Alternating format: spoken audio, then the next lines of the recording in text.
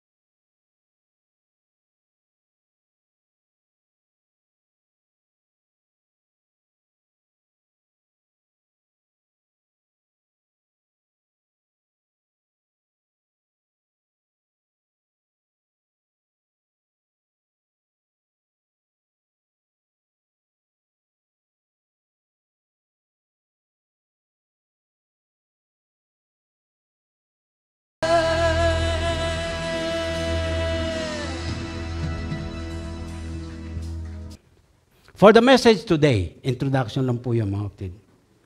Personal encounters with the Lord Jesus, dito sa bahagi nating titingnan, ang binasa natin is up to verse 26 only. I propose by the message of God this morning 3 things or 3 ways on how God or matampok muli si Lord Jesus from His Word on how He works for and through our lives. Ulitin ko po, 3 mga bagay o pamamaraan na matampok muli si Lord Jesus from His Word on how He works for and through our lives. Simulan na natin. Una, pansinin po natin sa ating pinagbabatayan yung verse 4.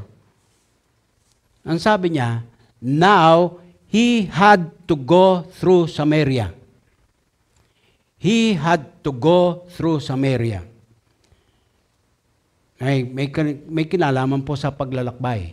At yun sinasabi ng naunang 3 talata, the Pharisees heard that Jesus was gaining and baptizing more disciples than John, although in fact, it was not Jesus who baptized, but His disciples. So, meaning, yung mga pagbabautismo po sa mga nagpapahayag po ng publicly ng pagsunod kay Lord Jesus. At ang kapahayagan po ng through baptism. Hindi po siya mismo, ang Panginoong Jesus mismo, ang siyang nagbabaptize.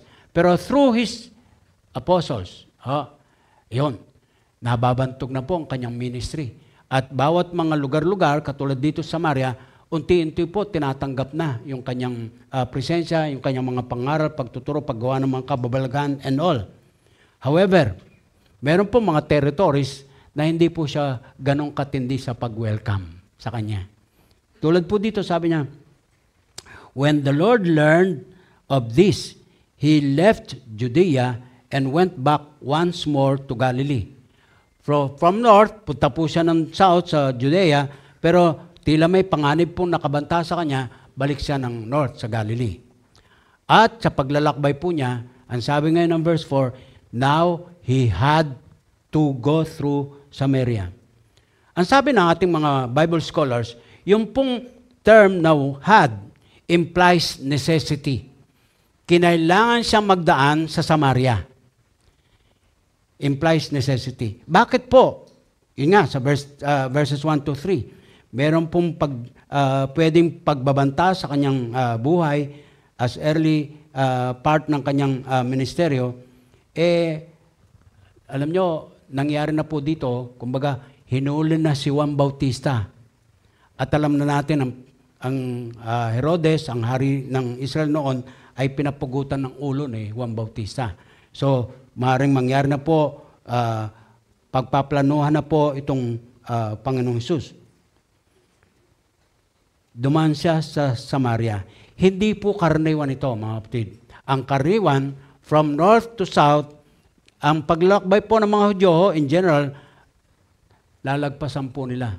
Iikutan nila ang Samaria. Kasi ito po ang Galilea, ito po ang Samaria sa gitna, at sa baba ay ang Judea. So, maglalakbay, iikutan po ang Samaria, iwasan.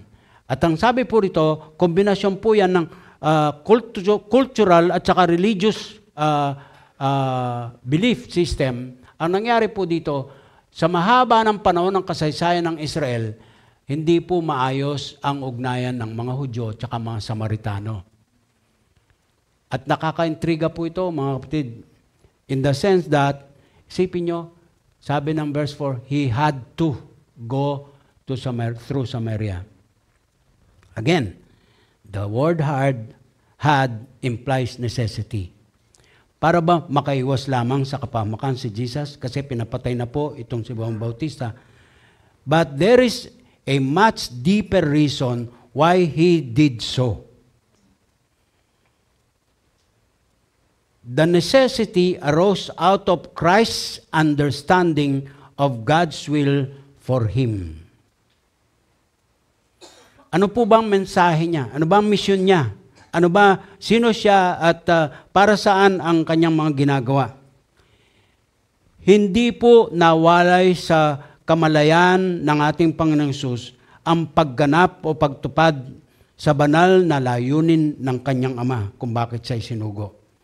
Dito po sa aklat ng Juan lamang, pwera na po yung iba pang mga gospel records, Meron pong mga talata rito nagpapatunay sa atin in progression ayon sa pagkakatala. Mga kapatid, talaga pong ang tanging pwedeng malalim na pakahulugan nito, he had to go through Samaria, yung ayon sa pagkasugo sa kanya. Anong misyon ng buhay niya? At dapat mga kapatid, malaman natin yun. Mag-survey tayo sandali ng ilang mga talata. Una po, sa chapter 2, verse 4, nakapaloob po yan doon sa kwento, doon sa kasalan, ginawang yung tubig, ginawang alak ng Panginoon. Bahagi po ng usapan nila doon, di ba sabi ng Maria, kasama po yung nanay niya, naubusan sila ng alak. Ang sabi ng Panginoon sa verse 4, "Dear woman, why do you involve me?"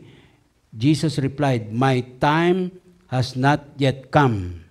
Pansinin niyo po yung words na, "My time has not yet come." Punta po tayo sa chapter 7, verse 30. Chapter 7, kung meron pong mas mabilis na makabukas, pakibasa na pong malakas. Chapter 7, verse 30. Sabi ko, malakas, bubulong-bulong lang kayo dyan. Lakasan nyo na. Ano po sabi?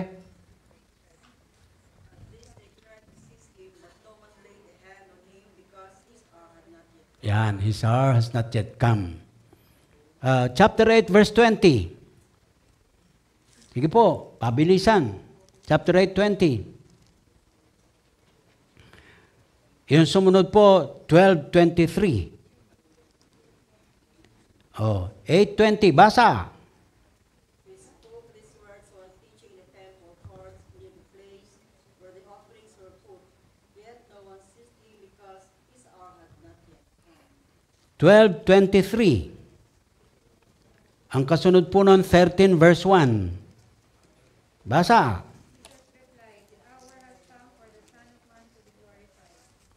The hour has come. Kanina po, the time has not yet come. Time has not yet come. Dito po, the hour has come. 13:1. Basa.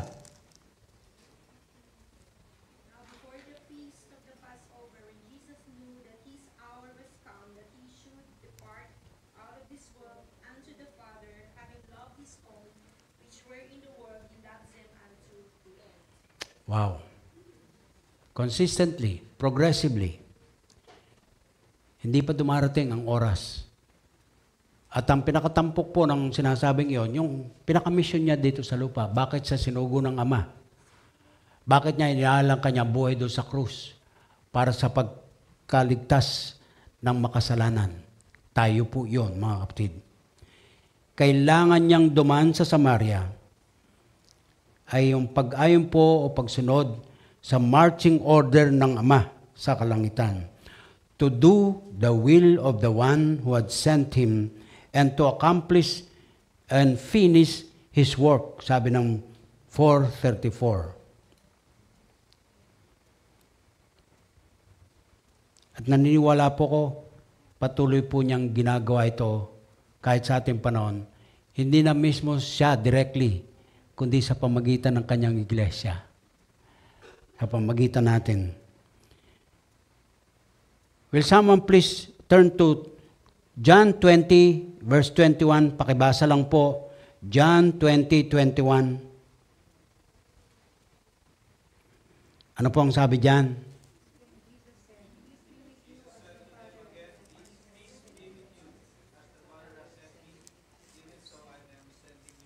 As the Father has sent me, even so I am sending you.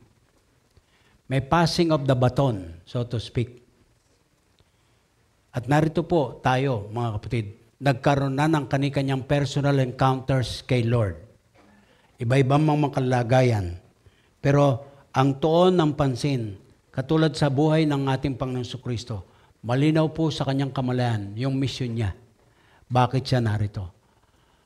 Malinaw ba sa iyong kaisipan, kapatid ko sa Panginoon, bakit ikay narito? Bakit ka niligtas ng Panginoon? Bakit ka pinili? At sa panahon, ayon sa kanyang programa. And yun po ay laman ng ating pinakatema sa taong ito. Trusted to a task. At lalo pang nagpapaalala sa atin to yung ating discipleship material ng knowing or ng experiencing God, knowing and doing the will of God. Ikalawa po, kung gaano po kahalaga ang yung pong personal encounter with the Lord Jesus. Magkakaiba man ang ating sitwasyon, He can and will want to meet us. Magkakaiba man ang ating sitwasyon, He can and will want to meet us. Different persons, different circumstances, at different times and places. Meron pong nagsabi, the Lord Jesus comes at the least expected time. Meron pong mga tinatawag tayong divine appointments. Kung kailan mo hindi inaasahan, may pagkakataon po, imimit ka ni Jesus. Tulad sa babaeng Samaritana. Alam nyo, ang sabi po ng isang talata dito sa ating pinagbubulayan, it was the 6th hour. Tanghaling tapat po yun sa oras nila. Ang karaniwang oras po, gaya ng alam na natin sa mga mga pag-aaral natin ng kasaysayang ito, ang karaniwang oras po ng igiban, either madaling araw o kaya dapit hapon. Hindi po yung kainitan ng sikat ng araw. Tapos po, ang mga babae po ang karaniwang umiigib. Sabi ko nga sa inyo sa nakaraan, pauso kaya natin ngayon to. Mga babae nakasunong po yung water jar sa kanilang ulo. Yan. Karaniwang pagkagano, halimbawa, magkakasama na, yung madaling araw. Nako, mga kapatid, pagka magkasama yung mga kababayan, alam nyo na ang eksena.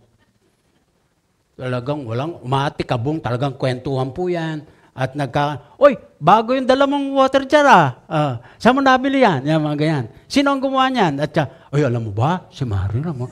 Ayan na po. Talagang masaya po pagka magkakasama yung mga kababayan. Talaga naman. Pero dito po, tanghaling tapat. At nag-iisa lang po siya na pumunta roon ng tanghaling tapat. Imagine po ninyo ito, mga kapatid. Kung karaniwan po, madaling araw, kaya dapat hapon, madaling araw. Pagka tanghaling tapat ka, tila said na po yung balon. Kailangan i-replenish pa.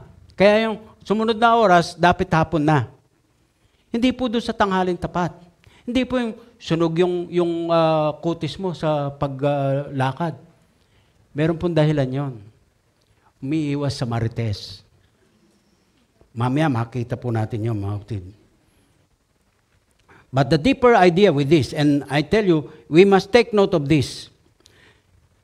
The Lord Jesus is never too tired to love us.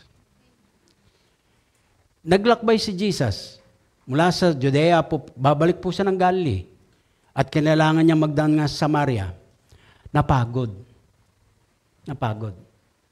So kailangan niya magpahinga. At nagpahinga po siya doon sa tabi ng balon ni Jacob, doon sa Sikar. But the deeper insight is the fact that He is never too tired to love us. Meron po siyang pag-ibig na pwedeng ibigay at merong pampasigla ng kalooban na pwede niyang ibahagi. And you know, He is able and He wants to spend time with you on purpose. Sa pagitan lang po ni Nicodemo at saka ng babaeng Samaritana, kita na po natin ito. Magkakaiba-ibaman tayo ng kalagayan mula pagkatao, estilo ng buhay, mga pinagdadaanan, kahinaan, kababawan ng buhay, pagkakaalipin sa takot, agam-agam, yung mga pilit na tinatagong mga kasalanan at hindi mapalagay na kalooban, ikinahihiyang mga sitwasyon, self-condemning sins, name it. Spending time with our Savior changes lives. Magpababago ng buhay pagka meron pong paglalaan ng oras ng personal encounter with the Lord Jesus. Tingnan po natin ilang mga pagkakaiba nitong dalawa lang po ito, Nicodemo na pinag-alaman natin nung linggo at saka babaeng Samaritana ngayon. Nalaman natin sa mensahe nung linggo, ang kahulugan ng Nicodemus, victory of the people. Nicodemos. Nike. Yan. Yung Eastern Orthodox tradition, nagbigay po ng pangalan dito sa Samaritan woman. Fotine or Fotini. Nang ibig sabihin daw po, enlightened one. Interesting, ano. Sa likod ng pangalan, sa kahulugan ng pangalan na kinakabit sa tao, yung kung ano ang taong ito, kung sino siya, anong nangyari sa kanya. Ibang magpangalan. Hindi katulad po ngayon. Mas magaganda pa yung pangalan ng mga alagang aso natin kaysa sa mga anak natin. Yung pangalan ng anak natin, lalo ng mga edad po namin, ayaw namin yung mga pangalan namin. Sinunod po sa pangalan ni Saturnina, ni Pancracia, ni Porong at yung Porong Telesporo. Mga Espanyol, dahil po galing tayo sa Roman Catholic religion. Yung ating mga anito sa ating spirit world na bilang mga Siano, kinabitan po ng Mexicano at saka Espanyol na mga pangalan. Kaya, love, sorry ha. Ang talagang, May 15 po, birthday ni Ate Edna. San Isidro po yun. Butin lang, hindi Isidra ang pangalan niya. Ganun po tayo, mga kapatid. Pero interesting po yun. Ito pa ang pinagkaiba. Si Nicodemo considered as a good man. Good man. Ang babaeng ito, si Fotine, not so a good woman. Alam natin kung bakit. Dito sa kwento. Sabi ng Panginoon ba naman sa gitna ng kanilang usapan, sige, tawagin mo yung iyong asawa. Ay, wala po akong asawa. Tama ang sinabi mo. Nakalima ka ng asawa. Yung kinakasama mo ngayon, hindi mo asawa. Nakakasawa na itong alin na to. Yung si Nicodemo, leader of the Jews. Puntahan po siya ng mga tao, mga kalahi niya, pagka may mga tanong, in general sa kabuuan ng buhay o kaya po sa relihiyon o panampalataya, pupuntahan po siya. Ito naman babae na Samaritana ay an outcast of the Samaritans. Outcast of the Samaritans. Itong si Nicodemo, he came by night. Tingnan nyo siya po nagsadya kay Jesus. At gabi po, kasi iwas pansin. Akalain mong Pariseo, teacher of the law, pagkatapos pupunta kay Jesus, mapapahiya po siya so gabi. Ito naman babaeng Samaritana, she was found at midday, tanghaling tapat. At mapansin po nyo, siya yung sinadya ni Jesus. Siya yung sinadya. Kanina, si Nicodemo ang pumunta kay Jesus. Dito, si Jesus ang nagabang sa babaeng Samaritana. Dito po kay Nicodemo, he had a knowledge of God. Pharisee nga relihiyosong tao nga Itong Ale, no knowledge of truth. No knowledge of truth. Kung meron man, kapra-kapraso. Dito po, ang na-highlight kay Nicodemo na kwento, new birth. Bunga ng personal encounter. Dito sa babaeng Samaritana, ang na-highlight po dito, worship and witness. Worship and witness. And mga pinakaibig, as early as the point sa message, sinasabi ko na po sa ating maliwanag, magkaugnay pong directly ang dalawang bagay na new birth and worship and witness. Amen. Ang tanging makapagpapahayag ng tunay at katanggap-tanggap na pagsamba sa tunay na Diyos at totoong Diyos, yung meron ng personal encounter sa Kanya. Yung meron na pong, new birth. At sa huli pong pagambing kay Nicodemo, hindi po naging maliwanag na merong bunga yung kanilang encounter ni Jesus. No apparent result. Dito sa babaeng Samaritana, matututuhan natin in a little while, merong immediate agaran na bunga. Pinakita po kagad yun, mga kapatid. So dito pa lang sa dalawang ito, ulitin ko po, magkakaiba-iba man tayo ng kalagayan, sino ka man, iba ka man sa iyong katabi ngayon, just the same. If we have time encountering personally ang ating Panginoong Jesus, may pagbabago. Merong magandang ibubunga sa atin. At sa eksena nga pong ito ng personal encounter ni Fotini or Fotini, gaya mo, gaya ko, kumbinsido tayo man po ang naghangad ng relasyon sa Kanya o umiiwas-iwas tayo basta anumang naukol sa relihiyon ay hindi bukas na pag-usapan, ayaw natin yun marinig, pilit na tinatago sa nakapaligid ang tunay nating kalagayan. Ang totoo, di naman natin talaga may kukubli ang anumang bagay sa Panginoon. Di po ba? Just the same. He will appreciate honesty and invites us to bring our authentic self to Him. Wala pong kunwa-kunwari. Lumapit ka sa Kanya, who you are. Who you are. Sa pag-uusap po nila ng Panginoong Hesus, meron pong 4 na matitindi pong mga kapahayagan sa likod ng kanilang mga usapan. Remember, ang exchanges ng mga usapan po nila, Jesus and the Samaritan woman, tila nakapitong salita lang po ang Panginoong Hesus at 6 sa babae. Ganun lang po siya kaikli. Pero mga kapatid, meron pong malalalim na mga katotohanan sa likod ng mga usapang iyon. Ang una po sa 4 na matinding kapahayagan po ng Panginoong Hesus sa babaeng Samaritana, ipinahayag po ng ating Panginoong Hesus ang ukol sa new life. New life.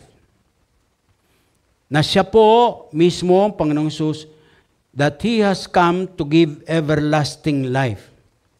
At yung po'y saklaw ng verses 10 to 14. Basahin ko lang po. Ang sabi po rito ng ating mga talata, Jesus answered there, if you knew the gift of God, tingnan nyo, gift of God, and who it is that asks you for a drink, you would have asked Him, and He would have given you the living water.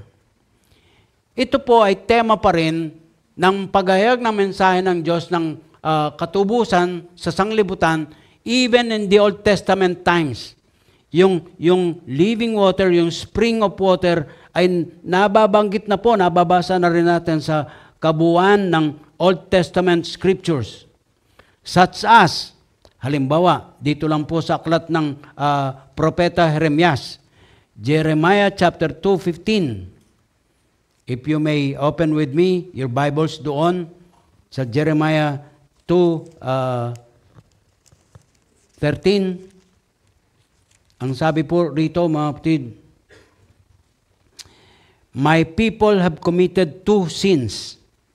They have forsaken me, the spring of living water, and have dug their own cisterns, broken cisterns that cannot hold water.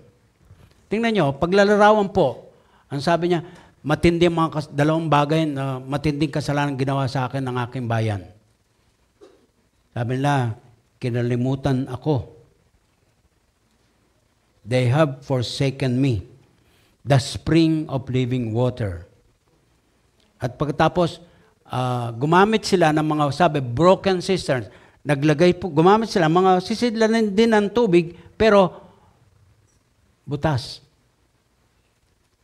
Tapos, sa 17, Jeremiah pa rin po, 17 verse 13, matindi rin po ang kapahayagan dito, mga kapatid. Ang wika po, chapter 17, verse 13, O Lord, the hope of Israel, all who forsake you will be put to shame. Those who turn away from you will be written in the dust, because they have forsaken the Lord, the spring of living water. Ang bukal ng tubig ng buhay, the Lord Himself. So pinahayag po yun ng Panginoon sa Kanya. Di po ba nagsimula sila, inabang-abangan ni Jesus ang pagdating ng Samaritana. Nung dumating, sabi niya, pwede bang painumin mo ko? wala pong dalang sisidlan ng tubig itong si Lord Jesus. Tapos sabi ng Samaritan woman, malalim ang balon. Paano? Just to, strike a conversation sa babaeng Samaritana. And mind you, dalawa pong irregularity ang nangyari po doon. Ang una, nakikipag-usap si Jesus, Hudyo, sa isang Samaritano. Ang ikalawa, babae pa. Hindi po inaasahan ng Hudyo makikipag-usap sa Samaritana, tapos babae pa.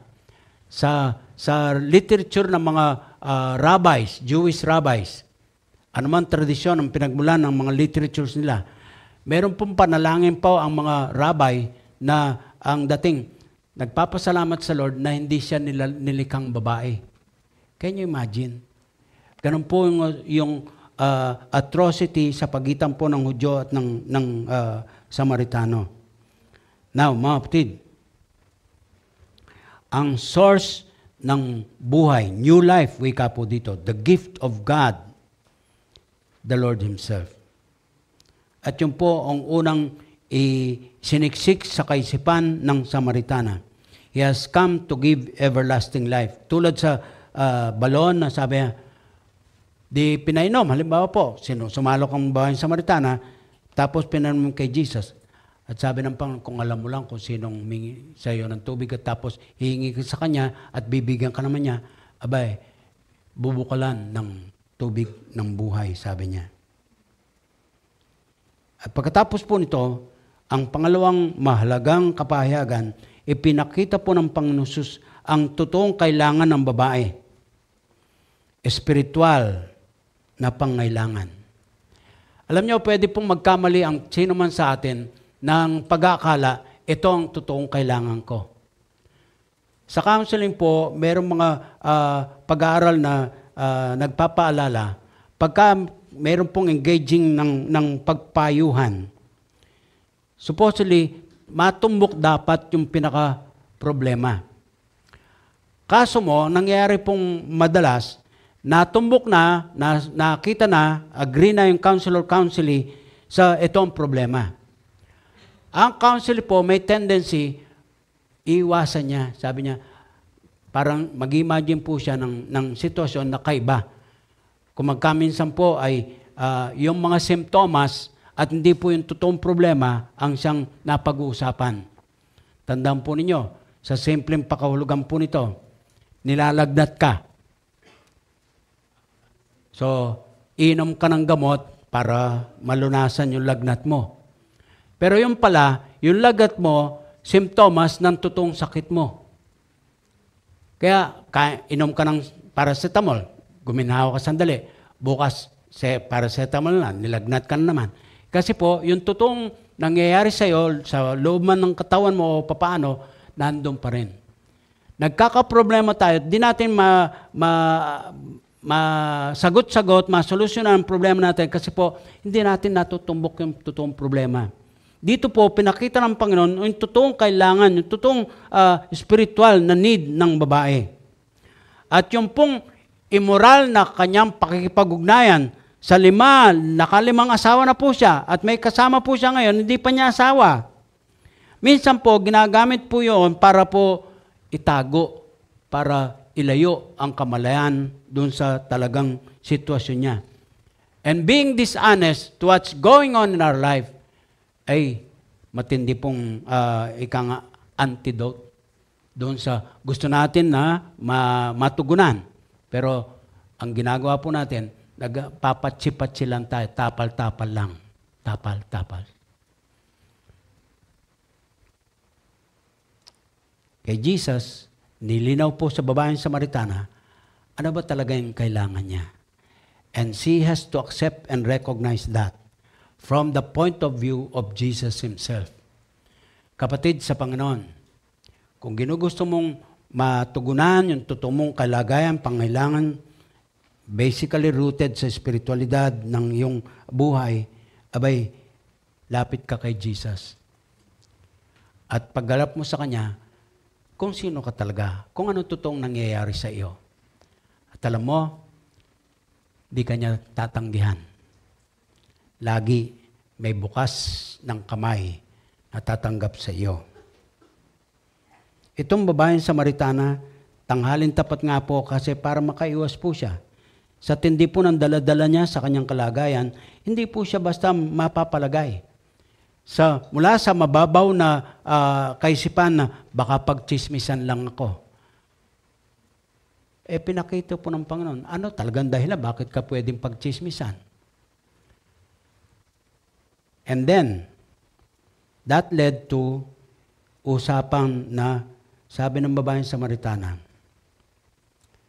na turo sa amin, dito sa mundok na ito, tinutukoy po niya yung Mount Gerizim. Sa history ng Israel, naging isang high place kung tawagin po yon. At nagalay po ang mga Samaritana ng kanilang pagsamba doon sa Mount Gerizim. Dito sa mga Hudyo naman, Jerusalem. Isa ring bundok po yon, Burol, Jerusalem. Sa mga Hudyo, ito po ang lugar ng pagsamba. At yung mga sasamba doon, totoong Hudyo. Spiritually speaking, yung idea po ng pagsamba, tinumbok mo mabuti rito, mga kapatid. Tinumbok po rito.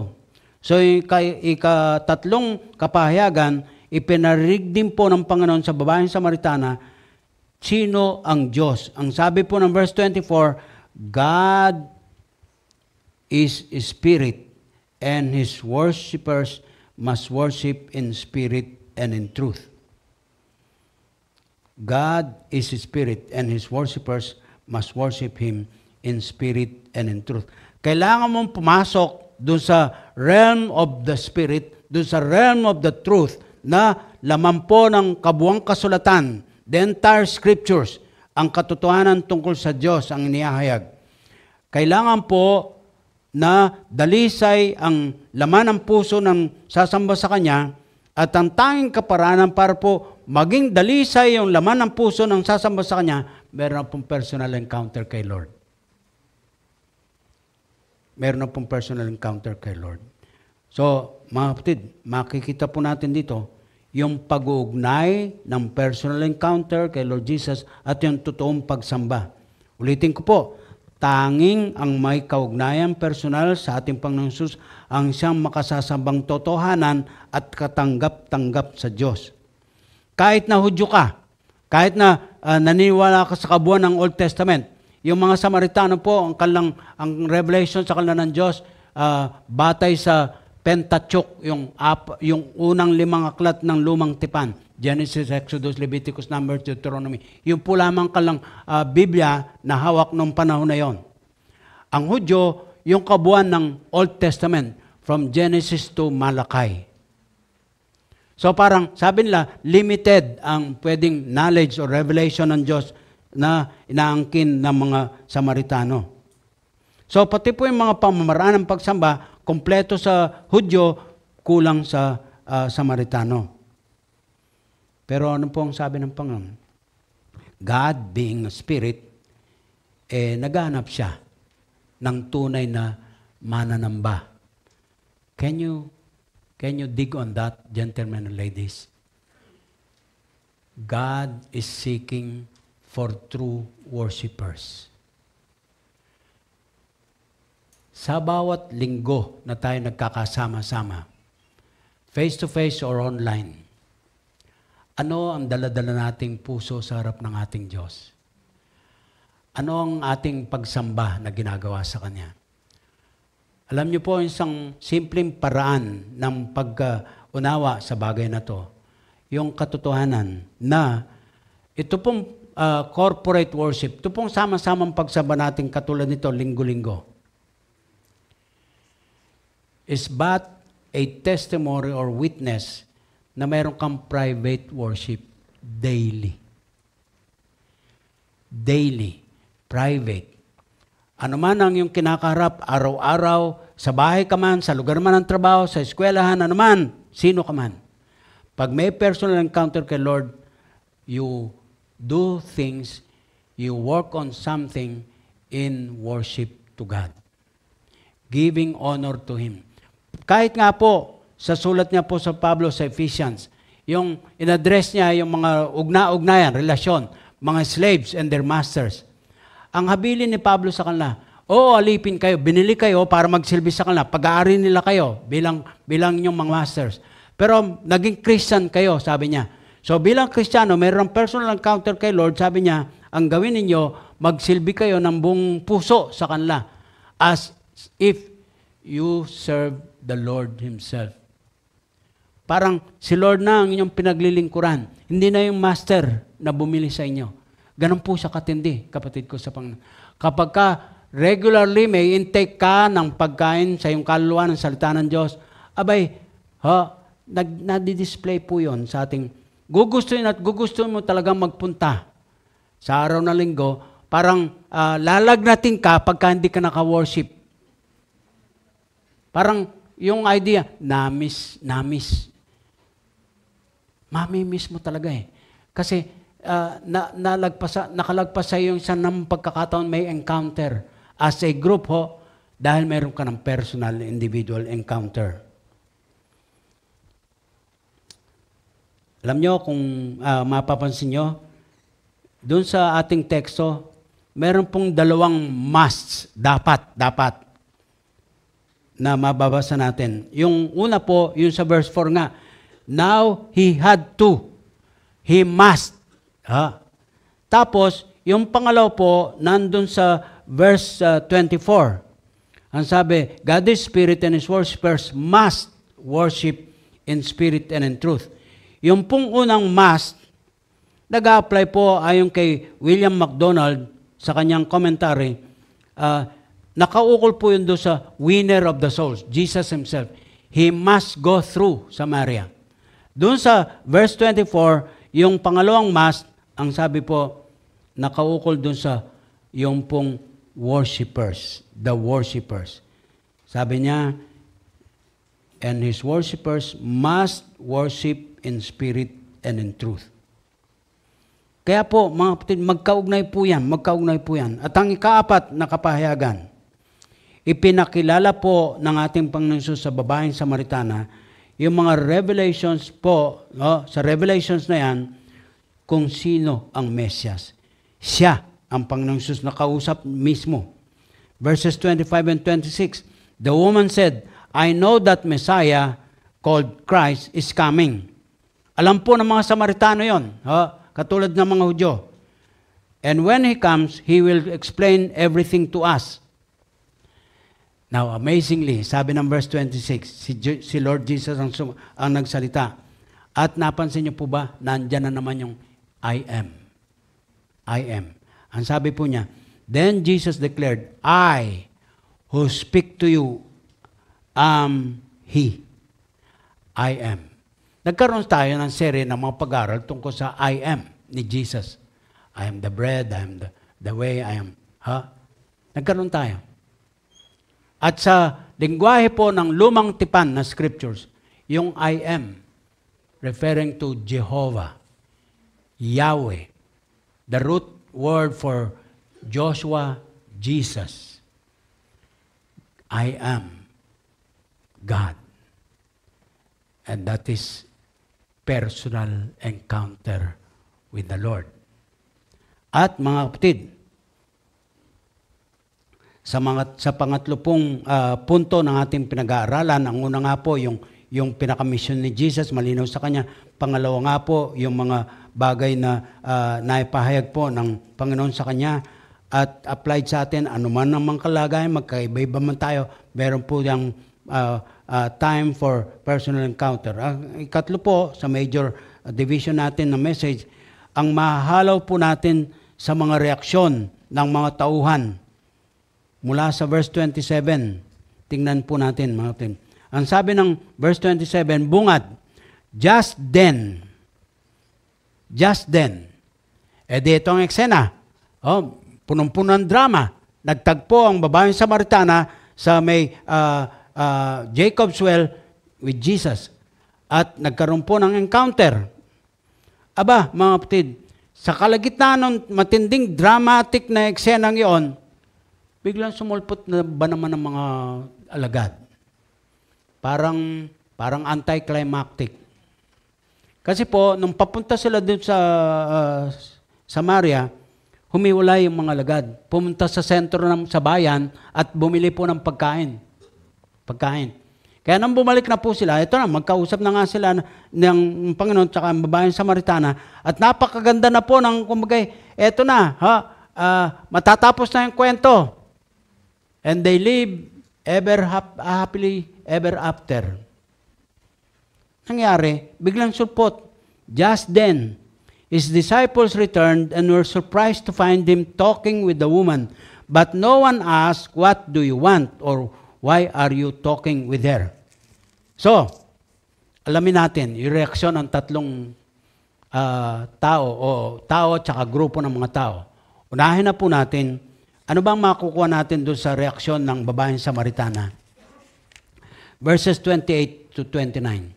Then, leaving her water jar. Pansinin po yung phrase na yun. Leaving her water jar. Bakit ba may sunong-sunong siyang water jar? Di po ba igib siya? At umiwas na nga siya sa karaniwang mga igiban, oras ng igiban, dahil sa kanyang kondisyon.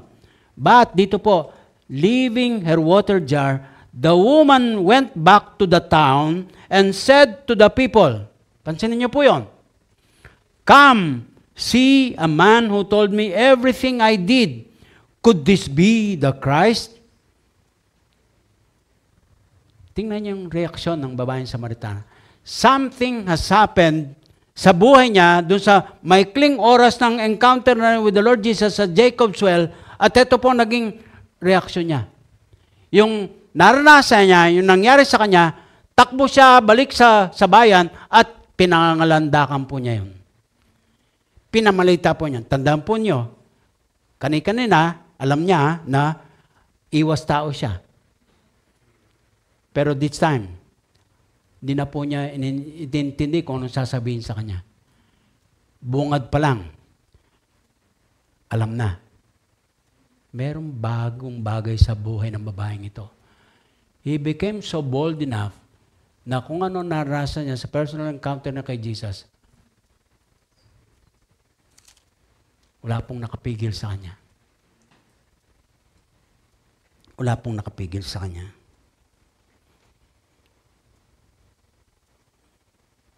Ang sabi po ni Chuck Swindoll, and I quote, "Just as Jesus had earlier turned ordinary water into the most festive of wines," di po ba yung tubig, ginawang alak, sa chapter 2, "He now takes the emptiest of lives and fills it full." Kung ano na hinahanap-hanap ng babae, natagpuan po niya sa encounter na yung kay Lord Jesus. At kapatid, ulit po, sa sobrang bukal ng kaligayahan, sa sobrang bukal ng pagbabago ng nangyari sa kanyang buhay, talagang umapaw. Umapaw. Hindi po napigilan. Kapatid, tulad ng kinonfirm nung linggo, nagtayuan tayo para matiyak natin, masabi natin, opo, ako, nagkaroon akong personal encounter kay Lord Jesus na. Kapatid, you have a story to tell. I have a story to tell. O, di ba may hymno din ganon? This is my story. This is my song. Mag-schedule po ako ng special number. Duet kami ni Ate Edna.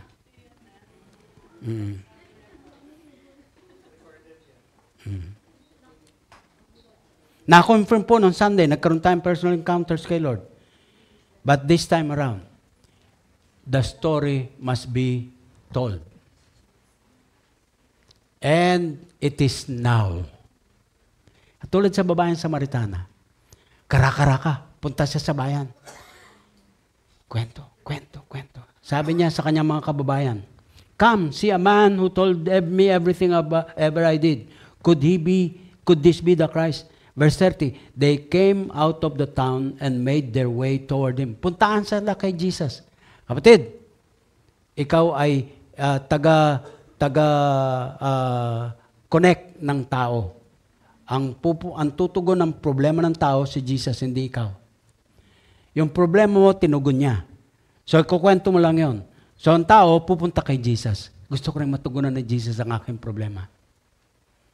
And then, pansinin pa po natin, yung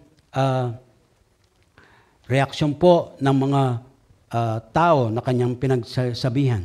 Di sa 30, sabi ng 30, they came out of the town and made their way toward him. Talong po tayo doon sa verse,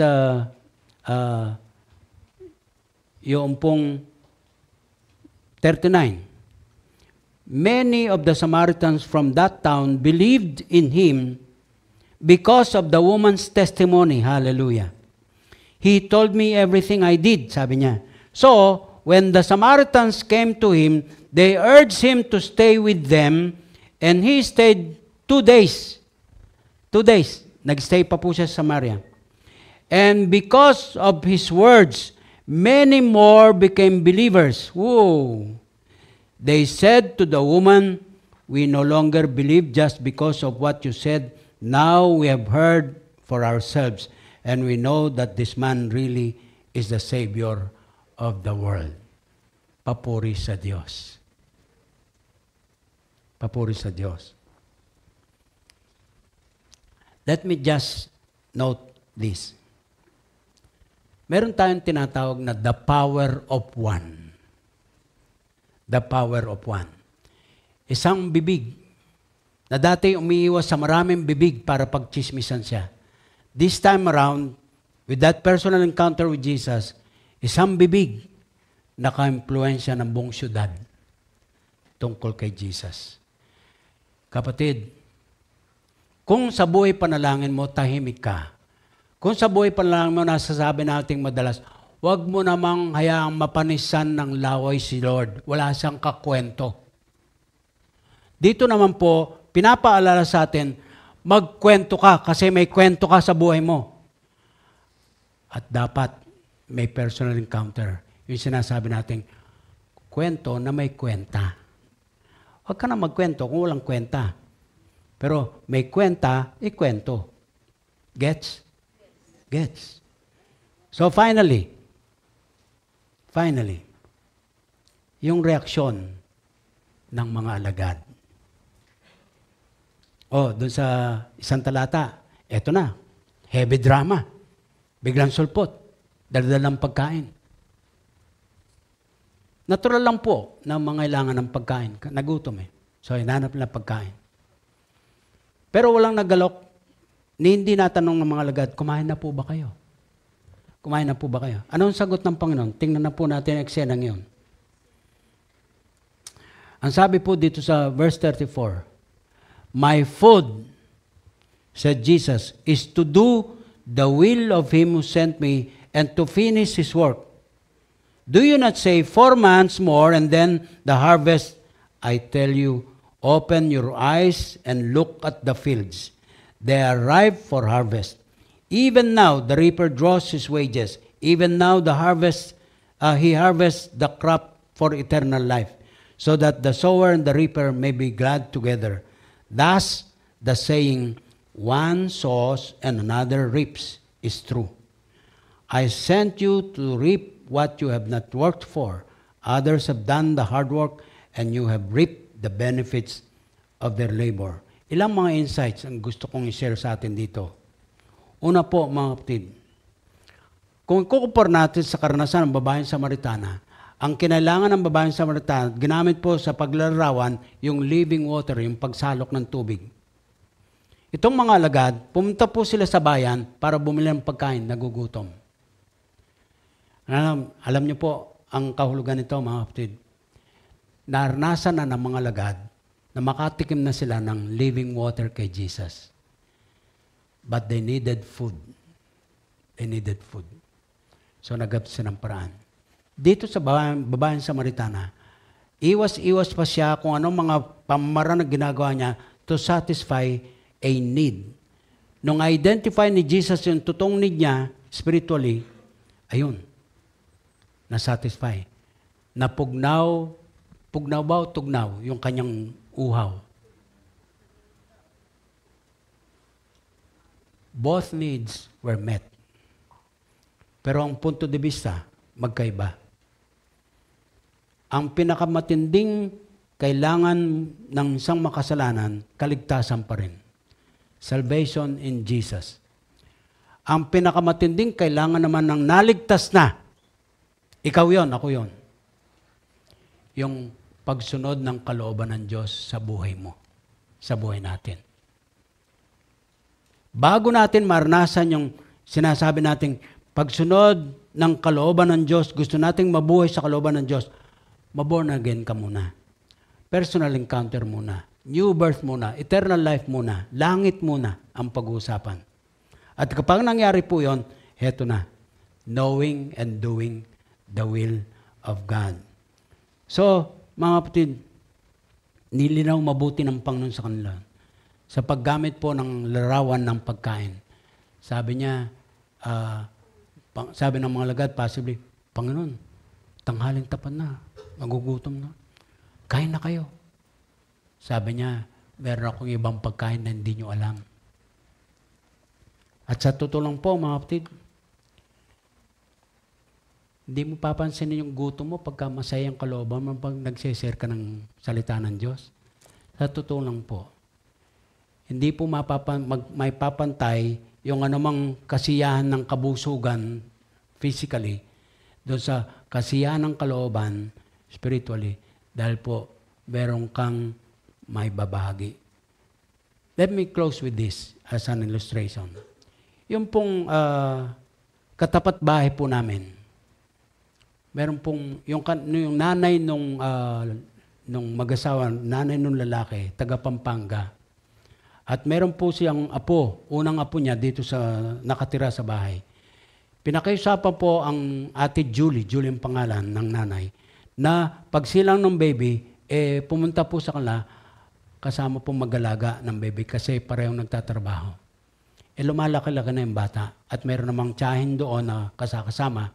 So nagpasya po para makasama naman yung mister niya sa probinsya, nagkakasakit-sakit na rin po, uwi na siya, nagpaalam. At nagkataon po, 60th birthday niya.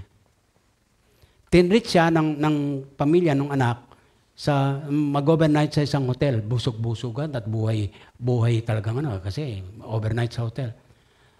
Now, nagkakwentuhan po sila ng Ate Edna at sabi niya, uwi na ako sa amin, maaaring hindi na tayo magkasama, magkakwentuhan. Bago-bago lang po kami nagkakakwentuhan na Ate Julie. Inalokan po ng Ate Edna na bago umuwi, Sabado po yun, pwede bang ipanalangin namin kayo, Ate Julie? Pumayag. So, dinalaw po na nung gabi. Dahil birthday ang pinag-uusapan, shock po yung unless you be born again, you cannot see the kingdom of God. Shock.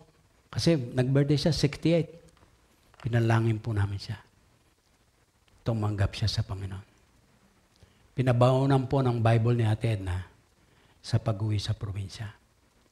Kapatid, hindi natatapos ang kwento. Ulitin ko lang may kwento ka, tulad ng babaeng Samaritana, bunga ng personal encounter mo kay Jesus. Simple lang. Kwento ka. May kwenta ang kwento mo. God bless you.